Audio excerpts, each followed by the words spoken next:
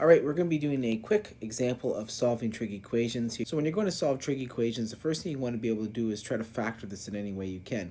You can see with this equation here, we can factor a sine of x, so I'm going to go ahead and do that. We now have the product of two expressions equals 0, so the only way that this can be 0 here, either the sine of x is going to have to be 0, or with 4 sine squared x minus 1 must be equal to 0. So we end up generating here three equations, either the sine of x is 0, or the sine of x is going to equal plus or minus a half.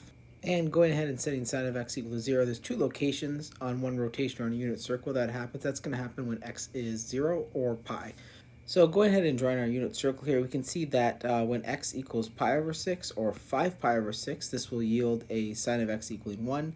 And then when x equals 7 pi over 6 or 11 pi over 6, that'll yield a sine value equaling negative 1/2. 0, pi over 6, 5 pi over 6 pi, 7 pi over 6, and 11 pi over 6.